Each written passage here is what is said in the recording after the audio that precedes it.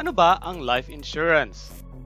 Ngayong araw, I will share to you about life insurance at kung papaano ito nagwo-work. Hi, my name is Jack Marbida at ako ang inyong online advisor. Kung makikita natin sa buhay, maraming bagay hindi natin sure kung ano ang mangyayari.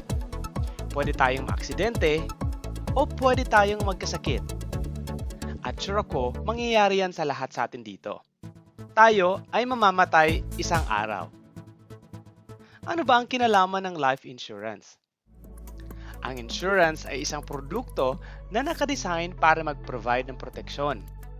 At least financially, kung may mangyaring hindi inaasahan sa'yo, sa atin. So ang life insurance ay ginawa para kung may mangyari man sa'yo isang araw, protektado ang mga beneficiary mo. So what exactly is life insurance at paano ito nagwo-work?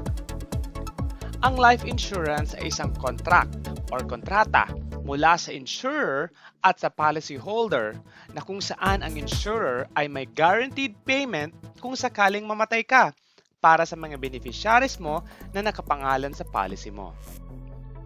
Para mas maintindihan mo, halimbawa, nagbabayad ka ng pera, ang tawag ay premium sa insurer. Kapag namatay ka, ang mga beneficiaries mo ay makakatanggap ng malaking pera, ang tawag ay death benefit. Ang tanong, kailangan ko ba yan? Kailangan ko bang bumili ng life insurance? Eto yan, kung may sino mang nakadepende sa iyo para sa financial support, kailangan mong kumuha ng insurance. For example, kung may asawa ka, may mga anak ka, o mayroong mga matatandang nakadepende sa iyo, o in short, breadwinner ka, kailangan mo ng life insurance.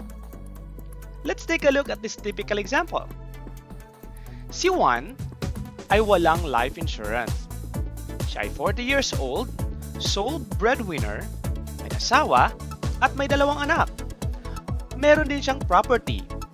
Meron siyang savings na 50,000, pero may utang din siya na 50,000. Ngayon, isang araw, si Juan ay namatay. Ang kanyang mga ari-arian ay kailangang i-distribute. First, yung 50,000 na naipon ni Juan sa bangko ay pwedeng mapunta doon sa pagkakautang niya. Pangalawa, dahil siya lang nagtatrabaho, ang kanyang property ay maaaring mahatak. Kawawa naman yung mga anak niya.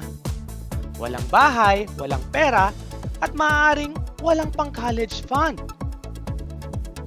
But wait, there's more. Kung may life insurance ba si Juan, maa-avoid kaya niya yung mga problemang kagaya ng mga nangyari sa kanya? Kung may life insurance siya? Let's take a look.